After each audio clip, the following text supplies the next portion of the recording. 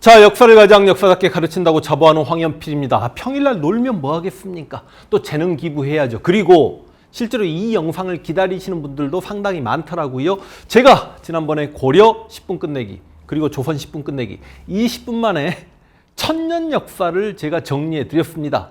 이제 근현대사 역사를 정리하려고 하는데, 근현대사는 근대 10분, 일제강점기 10분, 그리고 현대사 10분 이렇게 쪼갤 수 있도록 하겠습니다. 이 시간은 흥선대원군이 집권해가지고 1910년까지 나라를 빼앗기는 약 50년 동안의 짧은 시기이긴 합니다만 굉장히 많은 역사적 사건들이 있었고, 제가 이쪽 관련 유튜브 영상만 한 20-30개 정도 지금 촬영을 해놓은 걸로 알고 있습니다. 그 이야기를 10분 만에 총정리해 볼 수 있도록 하겠습니다. 여러분, 연표로 갑니다. 1863년에 고종이 왕이 됩니다. 고종의 아빠 흥선 이하응이 우리 역사상 처음이자 마지막 살아있는 대원군이 된 거죠. 그래서 1863년 흥선대원군이 딱 권력을 잡자마자 세도 정치를 종식시켰잖아. 왕권을 강화시켰잖아. 그러니까 대원군이라는 인물이 왜 중요하냐면 대원군이 집권하기 이전과 이후를 다른 세상으로 봅니다. 그러니까 진정한 근대 출발이 어디냐라고 학자들에게 물어보면 1876년에 강화도 조약, 바로 개항이 되면서 진정한 근대의 시작이다. 혹자는 아니다. 1894년 갑오개혁 때 신분제가 폐지가 되면서 진정한 근대의 출발이다. 이렇게 이야기하는데요. 실제로 수험 한국사에서 뭐 수능이건 한능검이건 공무원 시험이건 모든 교재가 근대 파트 출발은 다 흥선대원군부터 잡고 있습니다. 그러니까 개항을 공부하건 이모군란 갑신정변 동학 등의 각종 사건을 공부하건 갑오개혁 때 신분제도가 폐지되었던지 간에 대원군 집권기가 그만큼 그 이전과 다른 세상이었다는 거죠. 이 대원군이 정확히 10년간 집권합니다. 1873년까지. 그래서 우리가 이 시기를요, 대원군 집권기 이렇게 이야기합니다. 저는 대원군하고 쓰겠습니다. 대원군의 왕권 강화책과 민생 안정책 여러 가지 내용들이 있죠. 그러니까 대원군의 대내적 업적이었죠. 방금 왕권 강화책이나 민생 안정책은. 그러나 대원군의 대외적 업적, 통상 수교 거부 정책, 예전에는 세국 정책이라고 했습니다. 이 세국 정책 때문에 병인 박해 때문에 일어났던 병인 양요가 66년에 있었고요. 제너럴 셔먼호 사건 때문에 71년에 신미 양요, 두 차례 양요가 흥선대원군 집권기에 있었다는 거 알고 계셔야 되겠습니다. 제가 꼭 써드려야 되나요? 이거 병인년에 있었던 양키들의 소란, 양요, 프랑스가 쳐들어왔다. 양헌수 장군이 정족산성에서 잘 막았다. 신미양요 12년에 미국이 쳐들어왔습니다. 어재현이 광성보에서 분전했다. 막 이런 내용들이 있지요. 그러다가 대원군이 10년간 집권했습니다만 최익현이라는 유명한 유생이 있지 않습니까? 즉 그 최익현이 고종에게 상소를 올렸는데 종친의 정치 참여를 금하게 하소서. 대표 종친이 왕의 아빠 대원군이잖아. 그러니까 대원군이 뻘쭘해. 더군다나 고종 12살에 권력을 잡았고 지금 고종이 22살이 됐는데 왕의 아빠가 섭정을 하고 있었단 말이지.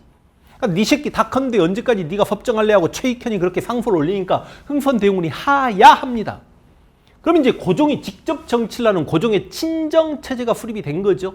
그런데 웬걸 막상 흥선대원군이 하야하자마자 민비 집안 영민씨 일족이 완전히 권력을 장악하는데 세도 정치기의 안동 김씨나 풍양주 씨를 뺨치는 수준이었습니다. 그래서 이 시기를 앞으로 민비가 죽을 때까지를 민씨 척족 정권이라고 이야기해요. 좀 이따 필긴 하겠습니다만. 그런데 이제 어찌 되었든지 간에 흥선대원군이 통상수교 거부 정책을 펴놓고 있었다가 대원군이 날아가고 고종이 친정체제를 수립하면서 야, 우리는 이제 개항의 물결에 우리도 합류하게 됩니다. 바로 강화도 조약을 체결합니다. 개항하게 되는 거죠. 이런 실은 강화도 조약 이런 것들도 수험 한국사에는 이 강화도 조약만 1시간 동안 공부하는 겁니다. 그리고 이제 민비 정권에서 나름대로 개화 정책이라는 걸 추진합니다. 그래서 80년대 초반에 민비 정권 하에서 이렇게 개화 정책을 추진해요.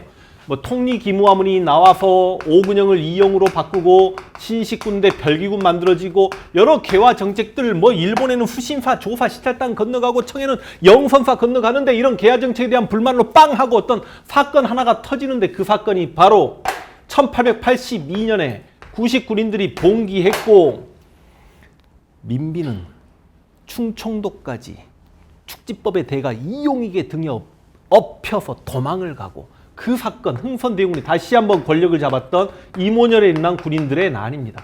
와, 제 이모군란 영상 보시면 재밌는 이야기들 많죠. 이때 실제로 나라 재정을 담당하고 있었던 민비의 오래비격이었던 민교모 같은 경우는 구식군인들에게 잡혀가지고 밟혀서 창자가 터져서 죽었고, 흥선대군의 친형이었던 이최은 같은 경우는, 그러니까 민비가 무서운 여자라고 이야기 말씀드렸지 않습니까? 어찌 보면 민교모는 대영군의 처남이야. 처남을 다 자기 편으로 만들어버렸고요.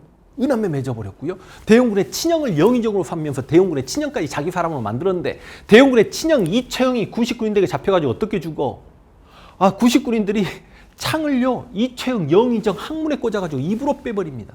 그게 이모군란이에요. 물론 청군이 개입하고 또 민비가 청나라 군대를 불러들였지 않습니까? 흥선대군이 잡혀가면서 이모군란은 실패로 끝납니다. 그래서 민비 정권하에서 개화정책이 계속됩니다만, 이 개화정책에 불만을 품었던 젊은 급진 개화파들 김옥균, 박영효, 홍영식, 서강범 등이 못 참겠다고 들고 일어났던 사건이 바로 갑신정변입니다. 근데 이 갑신정변, 최초의 근대적 정치적 정변이었죠. 근데 이 갑신정변이 실패로 끝나면서 방금 말씀드린 그 급진적 개화파들, 이들이 전부 다 일본으로 도망을 가거나 홍영식 같은 경우는 죽고, 또 일본으로 갔던 김옥균도 10년 후에 홍종우 등의 자객에 의해서 피살당하고 그러다 보니까 결과적으로 조선의 근대화가 차질을 빚게 되죠. 그리고 조선에서는 죽어버린 시간 10년 나옵니다. 10년 동안 죽어버린 조선이에요. 1894년에 진짜 큰 사건 터집니다. 바로 동학농민운동, 동학하고 줄여서 쓰겠습니다. 동학은 저기 1860년에 경제 몰락 양반 최재우가 창시했습니다만, 동학농민운동은 실은 이전에 이제 교조 신혼운동 그래가지고요, 여기저기 집회가 일어나고 그랬다가 1894년에 고부 밀란을 시작으로 빵 하고 터져버린 게 동학농민운동. 그럼 제가 동학 영상 한번 보시면, 동학만 제가 3개의 영상을 만들어 드렸는데, 저는 그랬거든요. 유튜브 상에서 동학 영상을 만들어 드리면서 이거 굉장히 많은 분들이 보시겠다. 와, 조회수가 가장 적었어요, 당시에. 그래서 한 6개월 지났는데 이제 10만 간신히 넘는 수준. 동학 3개 영상은 좀 봐주시기를. 제 핸드폰 번호 뒷자리가 1894입니다. 갑자기 촬영하다가 핸드폰 이야기, 오늘 핸드폰 잃어버렸는데 오늘 잃어버렸어요, 핸드폰. 진짜 잃어버렸어요. 아침에 등산 갔다가 산에 벤치에 잠깐 놔뒀는데 어떤 할아버님이 가져가셨을까. 1894년에 동학농민운동, 그리고 청일전쟁도 일어납니다. 그리고 여러분, 이때 개혁을 하면 이게 무슨 개혁이야? 이게 갑오년이에요. 그래서 우리가 동학농민운동도 갑오농민전쟁이라고 이야기하지 않습니까? 갑오개혁이 시작되는 거죠. 그런데 95년에 여러 가지 사건들이 있습니다. 뭐 시모노세키 조약, 삼국간선막 이런 것들이 있습니다만 너무 어렵잖아. 지금은 1895년에 민비가 시해당합니다. 무슨 사변이죠? 을미사변이죠. 이 해가 을미년이에요. 을미사변도 있었고 을미의병도 있었고 그 해입니다. 전쟁자를 좀 지어볼게요. 그래서 을미사변도 있었고 을미개혁도 있었고, 을미개혁의 단발령이 있었잖아. 그러니까 을미사병과 을미개혁의 단발령 때문에 의병까지 일어나니 그게 바로 을미의병입니다. 그럼 1895년에 민비가 죽었으니까 여기까지 민씨 척족정권이라고 제가 이렇게 쓰겠습니다. 이 민씨 척족정권이라는 표현은 내가 하는 표현이 아니라 학계에서 언급하는 표현입니다. 실제로 이 민씨 척족정권에서 흥선대원군이 82년에 잠깐 이모군란로 권력을 잡았다가 다시 민비의 권력을 빼앗기고, 이 1894년에 갑오개혁이 일제의 강요로 시작되는 과정에서 민비는 또 바보가 됐겠죠. 이때 흥선대원군이 잠깐 섭정으로 관여하기도 한다는 말씀 드리겠고, 여러분 이게 갑오년이고 이게 을미년입니다. 그래서 갑, 을, 병정 96년이 진짜로요, 여러분 병신년이에요. 병신년. 이 병신년에 아관 파천합니다. 고종이 무서워서 러시아 공사관로 들어가 숨어버리죠. 아관 파천해놓고 있을 때 서재필이 독립협회를 바로 이 96년에 만듭니다. 미리 말씀드리면 독립협회는 98년까지 2년간 갑니다. 98년까지 이렇게 독립협회. 노란색으로 갔어야 되는데, 여러분 이 독립협회는 96년에 만들어지긴 했지만 수험학살 공부할 때는 무조건 1898년상이 상당히 중요해집니다. 1898년에 독립협회가 만민공동회 만들어서 이권수운동 막 전개하고 그래요. 그러다가 저러다가 독립협회가 1898년에 황국협회에 의해 탄압받으면서 독립협회가 문을 닫습니다. 그런데 독립협회는 96년에 만들어져서 98년까지 활동을 했지만 96년 아간 파티난 지 1년 만에 고종은 돌아왔거든요. 고종이 경궁으로 돌아와서 1897년에 어떤 나라를 만듭니까? 대한제국을 만들지 않습니까? 이 대한제국이 13년간 유지되다가 나라가 일본에게 빼앗기게 되니 이게 여러분 대한제국입니다.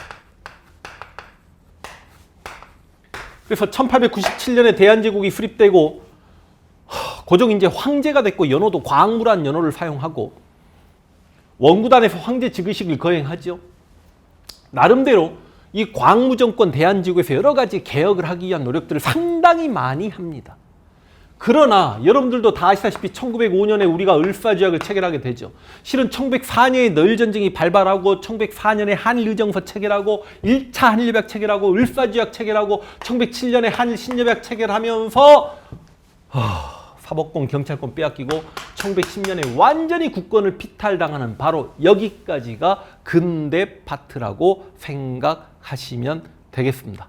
제가 여러분들에게 1863년 흥선대원군 집권기부터 1910년 나라 빼앗기는 이야기까지 여러분이 이렇게 한번 쭉 보시고 다음 시간에 이제 일제강점기 35년을 다시 한번 연표로 정리해보는 그런 시간을 가질 수 있도록 하겠습니다. 이거 제가 지금 이 상황에서 쓰기 싫어서 그랬는데 이런 거 막 써드려야 되는 건가요? 을사조약을 체결하고 외교권을 빼앗겼고 1910년에 나라를 빼앗기면서 완전히 국권을 빼앗기게 되는 근대 파트 정리 이렇게 마무리할 수 있도록 하겠습니다. 수고하셨습니다.